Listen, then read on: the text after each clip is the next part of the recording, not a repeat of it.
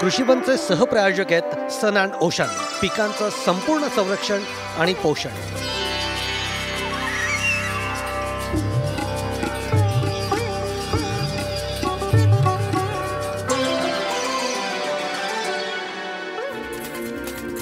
नमस्कार, मी सौरभ कोरटकर। कृषीवनमध्ये तुम्हा सर्वांचं स्वागत। यावेळच्या कृषी विषयक सगळ्या महत्त्वाच्या घडामोडी आपल्याला बघायच्या आहेत। पालघर जिल्ह्यातील शेतकरी हा मुख्यतः भात शेतीवर अवलंबून असतो, पण भात शेतीत पुरेसा नफा नसल्याने बरेचदा शेतकरी नोकरीसाठी वडिलोपार्जित शेतीकडे पाठ फिरवताना बघायला मिळतो। आणि याला अपवाद ठरले आहेत पालघर जिल्ह्यातील उराडे दाम्पत्य। यशवंत आणि सुप्रिया उराडे या पती पत्नीने नोकरी सांभाळत शेती व्यवसाय सुद्धा यशस्वी करून दाखवला आहे।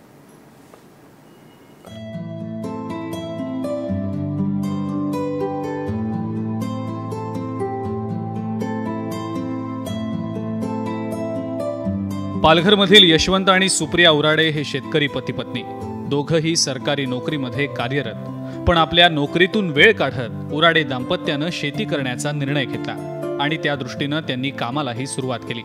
आपल्या शेतात त्यांनी सूर्यफूल आणि तिळाची लागवड केली। मुळात मी शेतकरीच आहे। मला शेतीची आवडच होती, पण मध्यंतरी नोकरीला नवीन लागल्याने जरासं शेतीकडे दुर्लक्ष झालं होतं। पण मागील एक 15-16 वर्षापासून मी इथे देवखोपला जमीन घेतली आणि ती हायवेची जमीन जेव्हा आम्हाला जे पैसे मिळाले त्यातनं आम्ही ही जमीन खरेदी केली आणि मग मला इथे जवळ पडायचं, ते इथे शेतीकडे लक्ष द्यायला बरं व्हायचं। मग त्या दृष्टीने मी इथे सेंद्रिय पद्धतीने पूर्ण शेती करतो। ते गाई म्हशी आहेत माझ्या आणि ते पूर्ण शेण पाळापाचोळा ह्याच्यावरच मी शेती करतो। मागील म्हणजे 15-16 वर्षापासून मी भात पिकच घ्यायचो आणि थोडासा भाजीपाला वगैरे, पण भाजीपाल्यावर किडीचा प्रादुर्भाव जास्त व्हायचा। त्या दृष्टीने मग मी वेगवेगळे प्रयोग करायला लागलो। मग मला सूर्यफुलाचं एक माहिती मिळाली। सूर्यफूल लागल्यानंतर मागच्या 3 वर्षापासून मी सूर्यफुलाचं उत्पन्न घेतो। गेल्या 4 वर्षांपासून उराडे दाम्पत्यानं सूर्यफूल आणि वाफा पद्धतीमध्ये तिळाचं पीक घेतलं।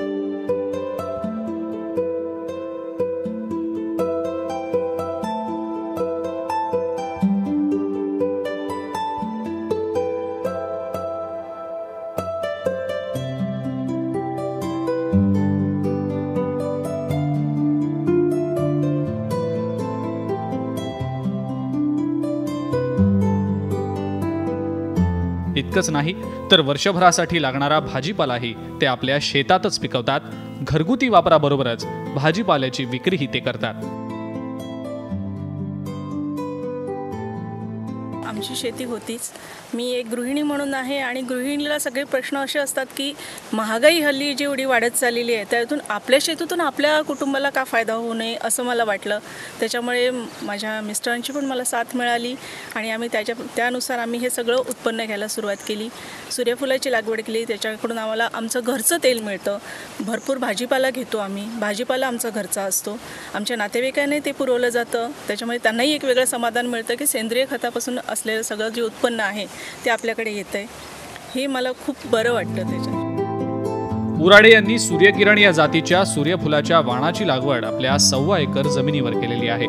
नोव्हेंबरमध्ये जमिनीची नांगरणी करून 1 फूट अंतरावर 3 किलो सूर्यफुलाची लागवड केली आहे। साधारण 90 दिवसांचं हे पीक असून आवश्यकतेनुसार पाण्याचं नियोजन केलं। विशेष म्हणजे संपूर्ण शेती ही सेंद्रिय पद्धतीनं केली जाते।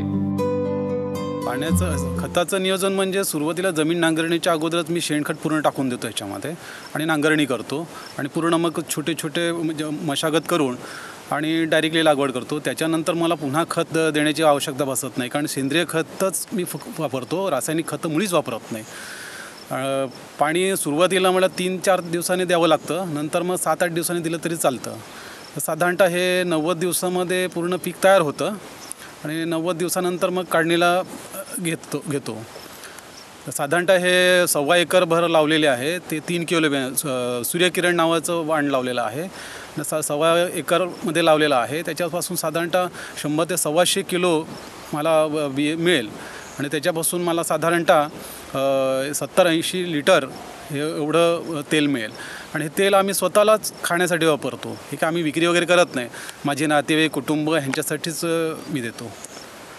ह्याच जोडीला मी वाफेवर साधारणतः 1 एकर भर तिळाची लागवड, काळा तीळ तेलासाठीच वापर करतो याचा. त्याला पाणी वगैरे द्यावं लागत नाही. त्याला डायरेक्टली आपल्या जमिनीवर टाकून जमिनीची नांगरणी करून केलं की ते आपोआप उगवतं. त्याला मुळीच पाणी द्यावं लागत नाही. ते पूर्ण ते पण साधारणतः एक 90 दिवसामध्ये तयार होतं आणि 90 दिवसामध्ये झाल्यानंतर ते काढलं जातं आणि मग झाल्यानंतर ते तेल निघतं. त्याचंही साधारणतः 35 किलोपासून 15 किलो तेल निघतं. यावर्षी 1.25 एकर सूर्यफुलापासून त्यांना 125 किलो सूर्यबिया मिळतील. त्यापासून 85 लिटर तेल अपेक्षित आहे.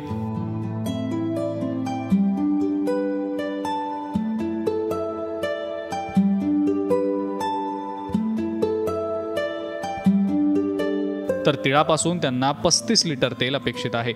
सरासरी 100 रुपये दर धरला तर एकरी 12 ते 15 हजार रुपये उत्पन्न त्यांना अपेक्षित आहे.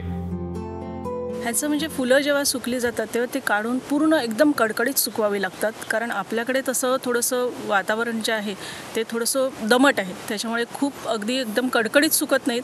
त्याच्यामुळे ती फुलं जी असतात ते बियानंतर एकमेकावर घासून किंवा मग आपटून अशा काढाव्या लागतात आणि ते पूर्ण नंतर स्वच्छ करावं लागतं. त्याच्यामध्ये कुठल्याही प्रकारचा कचरा राहता कामा नये. शेतीमध्ये अपयश आल्यानंतर अनेक जण शेती सोडून शहरात नोकरीच्या शोधात जातात. पण उराडे दाम्पत्यानं गावातच राहून नोकरीबरोबरच शेती व्यवसाय सांभाळत इतर शेतकऱ्यांपुढे एक नवा आदर्श ठेवलाय.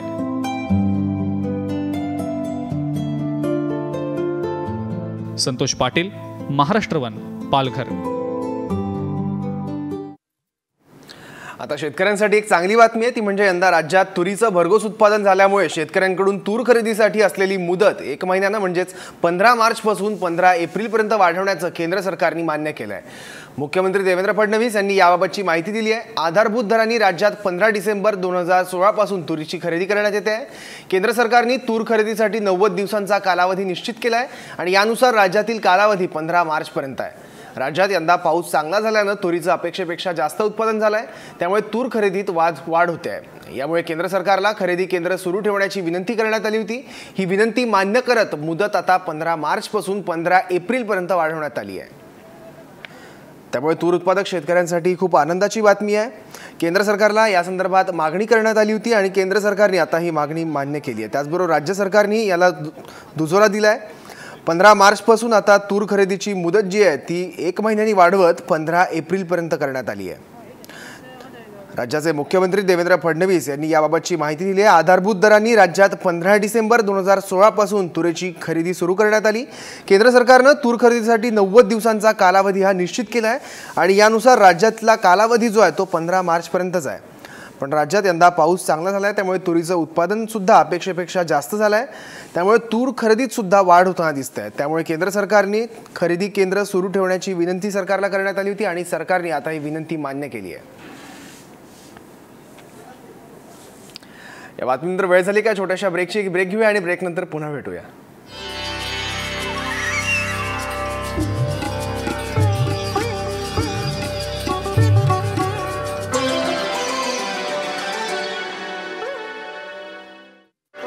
कृषीवनचे सहप्रायोजक आहेत सन अँड ओशन, पिकांचं संपूर्ण संरक्षण आणि पोषण.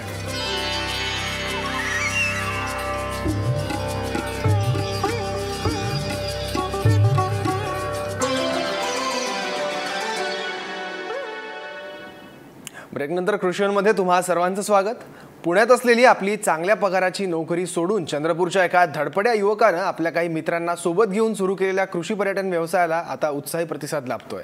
जिल्ह्यात कृषी पर्यटन ही संकल्पना तशी नवीनच आहे, मात्र आपल्या दैनंदिनीत बुडालेल्या शहरी माणसाला असलेली गावाची ओढ आणि चुलीवरच्या जेवणाची इच्छा यामुळे ही संकल्पना आता मूळ धरते आहे.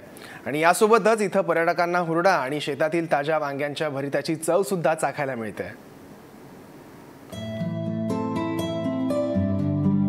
चंद्रपूर जिल्ह्यातील राजुरा या तेलंगणा राज्यालगत असलेल्या तालुक्यातील चनाखा हे गाव सध्या जिल्ह्यात गाजतंय.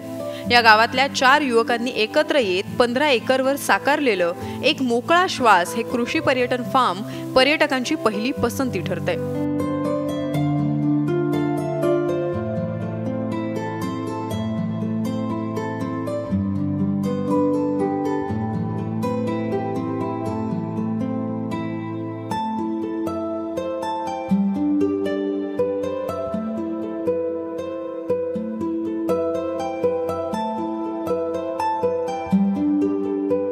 राजुरा हा तसा कापूस आणि सोयाबीन उत्पादक तालुका. या तालुक्यात सिंचन नावालाही नाही. याच परिसरातील सुहास आसेकर हा तरुण उच्च शिक्षित आणि पुण्यात स्थायिक झालेला. चंद्रपुरातून दरवर्षी त्याचे मित्र पुण्याला पोहोचायचे आणि मग सह्याद्रीच्या रांगांची भटकंती ही तर ठरलेलीच. पण सुहास आसेकर यांना आसपासच्या लोकांना रोजगाराची संधी देणारा कृषी पर्यटन हा व्यवसाय खुणावू लागला. त्यांनी आपल्या मित्रांना ही कल्पना सांगितली आणि लगेच त्यावर शिक्कामोर्तबही झालं. सुहास आसेकर आणि त्यांच्या पत्नीने आपली लाखो रुपयांची नोकरी सोडून आपलं मूळ गाव चनाखा गाठलं. पैशांची जुळवाजुळव झाली आणि आराखडाही निश्चित झाला. 15 एकरातील या कृषी पर्यटन केंद्रात त्यांनी पहिल्यांदा सर्व प्रकारची फळझाडं लावली आणि नंतर घेतलं आल्याचं बंपर पीक. उत्तम शेतीचा आत्मविश्वास आल्यावर या मित्रांनी शेतात ॲपल बोर, मिरची, ज्वारी ही पिकं घेतली, तर कुक्कुटपालन, शेळीपालन आणि मत्स्य व्यवसायही सुरू केला. कृषी पर्यटनाच्या दृष्टीने शेतात मचाणी बांधकाम, खास ग्रामीण निवारा, याशिवाय झोपाळे आणि आधुनिक टेंटची व्यवस्थाही केली गेली. सध्या जिल्हाभरातून शेकडो पर्यटक थोड्या प्रवेश शुल्कात शेतीचा अनुभव, ग्रामीण खेळ आणि गावाकडच्या रुचकर जेवणाचा आनंद घेतात. मस्त हुरडा पार्टी झालेली आहे इथे आणि तुम्हाला 2 दिवस बाहेर जाऊन जे काही फन आणि फूड असं एन्जॉय करायचं असेल ते सगळं तुम्हाला या ठिकाणी उपलब्ध आहे. तेव्हा जरूर इथे या आणि मस्त मजा करा 2 दिवस आणि एक मोकळा श्वास अनुभवा. शेती आणि शेतीतलं पर्यटन याचा अतिशय सुंदर अनुभव इथे मिळाला. छान हिरव्यागार भाज्या आहेत आणि एन्जॉय करायला बरीच साधनं आहेत, म्हणजे जे शहरात मिळणार नाही आपल्याला ते बरंचसं इथे आमच्या मुलांना पाहायला मिळालं आज. आणि मस्त एन्जॉय केलं. सगळेजण मस्त हुरडा पार्टी केली, खेळलो आहे, वेगवेगळे पारंपरिक गेम पण खेळलो आहे. स्वागतही अतिशय सुंदर झालं, पारंपरिक पद्धतीने सगळ्यांचं स्वागत झालं. आणि जे आपल्याला शहरात मिळणार नाही, जे आजकालच्या पिढीला दिसत नाही की शेती कशी असते, कुठल्या फळभाज्या, कुठल्या पालेभाज्या कुठे उगवतात, काय उगवतात, हे सगळं मुलांना छान बघायला मिळालं. आणि एक मोकळा श्वास खरंच शहरातल्या दगदगीतनं आणि सगळ्या एकंदर प्रदूषणातनं थोडासा मोकळा श्वास मिळाला आम्हाला. मी लहानपणी या शेताचा आनंद घेतला. मला माहीत आहे लहानपणी कसे काय शेतामध्ये जाऊन आम्ही हुरडा खायचे, तर ते आज मला इथं हुरडा खायला मिळालेला आहे. फार चांगलं वाटलं. ही संकल्पना फार छान आहे आणि आसपासच्या शेतकऱ्यांनी इथला म्हणजे अनुभव घेऊन त्यांनी आपल्या याच्यामध्ये सुद्धा शेतामध्ये सुद्धा अशा प्रकारचं नैसर्गिक जर शेती केली तर नक्कीच पुढे येतील. आणि ह्या धगधगीच्या जीवनामध्ये शेतीमध्ये म्हणजे असं हा आनंद मिळत नाही, परंतु इथं आल्यानंतर म्हणजे एक वेगळाच आनंद मिळतो आणि आपलं मानसिक तणाव जो आहे आपला तो म्हणजे निघतो. इथं जर प्रकल्प राबवत आहे अशा प्रकारचे प्रकल्प पश्चिम महाराष्ट्रामध्ये फार आहे. तिथं फार मोठ्या प्रमाणात आहे आणि तिथले लोक जसे जागृत झाले आहेत तसेच जर लोक हा प्रकल्प बघून जर त्यांनी अशाच प्रकारची शेती जर केली तर नक्कीच त्यांना म्हणजे आर्थिक चांगला लाभ होईल आणि ते आत्महत्या करण्यापासून प्रवृत्त राहतात, म्हणजे आत्महत्या करणार नाही. तर इथून हा खरंच बोध घेण्यासारखा हा प्रकल्प आहे. शेती आणि शेतकरी ह्या विषयाची नाळ शहरी भागात राहणाऱ्या लोकांशी जवळपास तुटलेलीच आहे. ती नाळ पुन्हा कुठेतरी जुळावं. आपल्या मुलांना लहान बालवयातच मुलांना शेती आणि शेतकऱ्यांविषयी आपुलकी निर्माण व्हावी. त्या दृष्टिकोनातून हे जे राजुरा चंद्रपूर शहरापासून 25 किलोमीटर अंतरावर जे कृषी पर्यटन स्थळ सुरू केलेलं आहे, अत्यंत अभिनव उपक्रम आहे. आज आम्ही आमच्या कुटुंबासह मुलांचे इथे आलो. त्यामागचा उद्देश असा की शेतकरी शेती नेमकी काय असते हे बालमनावर माहीत व्हावं, त्यांना लहान वयातच माहीत व्हावं म्हणून आम्ही इथे आलो. हा अत्यंत चांगला उपक्रम आहे. चंद्रपूरसारख्या प्रदूषित शहराच्या अगदी जवळ असं एक पर्यटन केंद्र उभं राहिलेलं आहे. तो अत्यंत अनुकरणीय उपक्रम आहे. इतर शेतकऱ्यांनी जिल्ह्यात हा उपक्रम राबवावा आणि शेतीतूनच शेतीशी निगडीत हा जो पूरक व्यवसाय आहे त्यापासून आर्थिक उत्पन्न सुद्धा या 4 युवकांना अत्यंत चांगला मिळून राहिला आहे. हा अत्यंत अनुकरणीय उपक्रम आहे. कृषी विभागाने हा पथदर्शी प्रकल्प म्हणून याला मदत करावी आणि जिल्ह्यातील इतर भागातही असाच उपक्रम राहावा जेणेकरून शहरी भागात राहणारे मुलं आणि कुटुंबांना पुन्हा शेतीशी जोडण्याचा प्रयत्न या निमित्तानं केला जाईल. या कृषी पर्यटन प्रकल्पात उत्तम व्यावसायिक शेती आणि जोडीला पर्यटन सफल करण्यासाठी हे सर्व मित्र निर्धाराने उभे ठाकलेत. पर्यटकांच्या स्वागतासाठी संपूर्ण कुटुंब शेतीत राबतंय. अस्सल मराठी मातीतील संगीतमय स्वागत ते मराठमोळ्या पद्धतीच्या भाकरी ठेच्याच्या मेनू याकडे आयोजक घरच्या महिला वर्गाचं खास लक्ष आहे.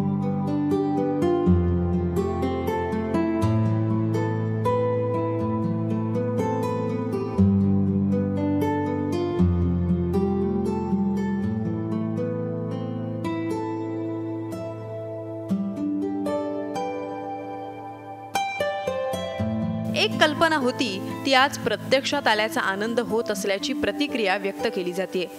केवळ पैसे कमवणं एवढाच या प्रकल्पाचा उद्देश नाही. या परिसरातील इतर शेतकऱ्यांना प्रेरित करणं, त्यांना शेतमालाची थेट बाजारपेठ मिळवून देणं, त्यांच्या शेतातील उत्तम विषमुक्त फळं भाजीपाला इथे येणाऱ्या पर्यटकांना विकता येणं शक्य होणार आहे.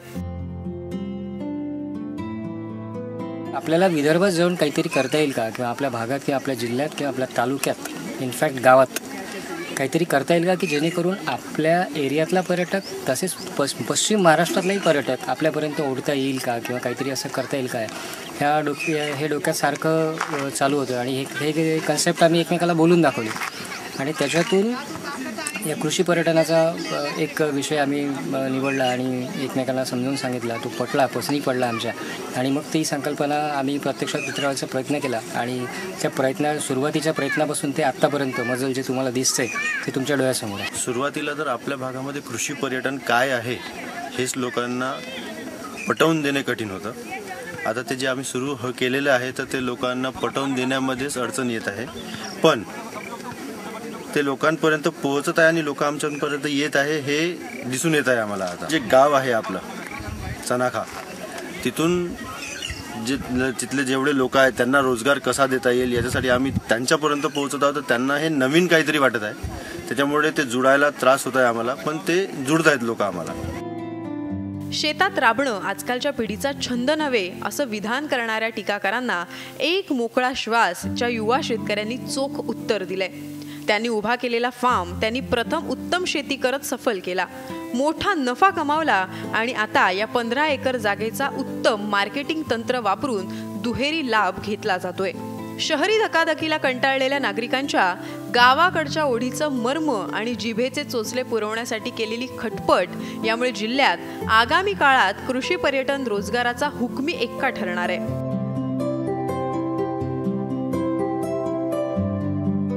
अभिषेक भटपल्लीवारचा bureau report, Maharashtra one, Chandrapur. या बातमीसोबत आज कृषीवनमध्ये वेळ झाली. इथेच थांबण्याची, कुठेही जाऊ नका, पाहत राहा महाराष्ट्र.